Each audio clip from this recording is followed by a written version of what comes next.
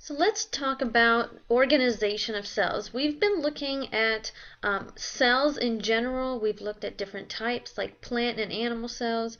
We've also looked at the differences between prokaryotic and eukaryotic cells. And previously we were looking at the chemicals that are found in cells, proteins, carbohydrates, lipids. Eventually we'll get to DNA, but we haven't talked about that just yet. Right now we need to look at organization of cells after the cellular level. So once they are communicating with one another, and maybe they're similar cells coming together, they actually form a tissue.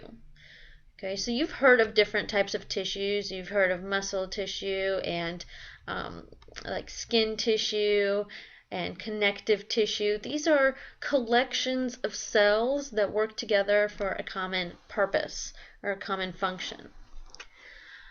Going from there, occasionally, and not occasionally, but oftentimes you can have different types of tissues coming together to create an organ.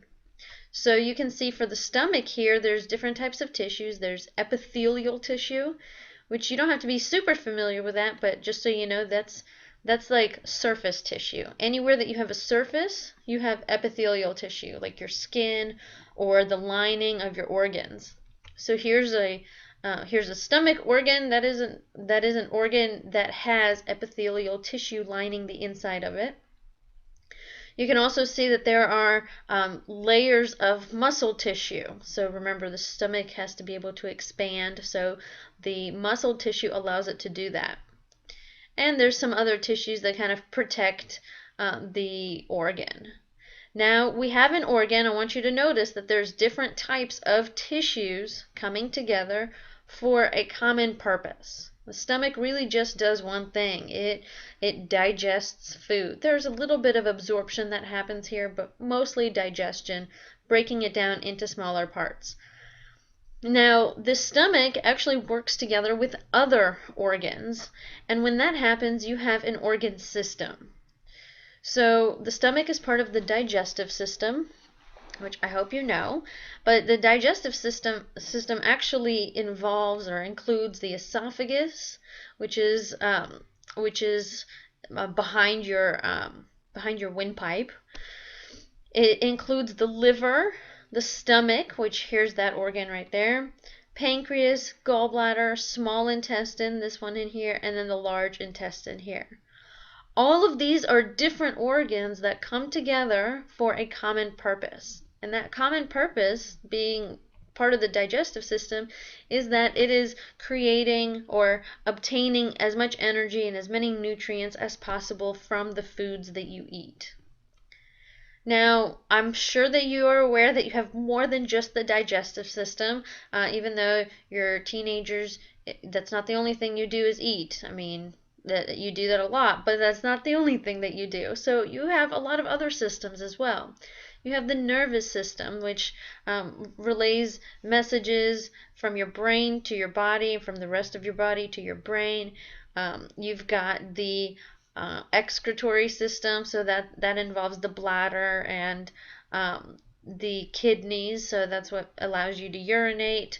There's a lot of different types, like the circulatory system allows for passage and transport of oxygen and carbon dioxide throughout the body.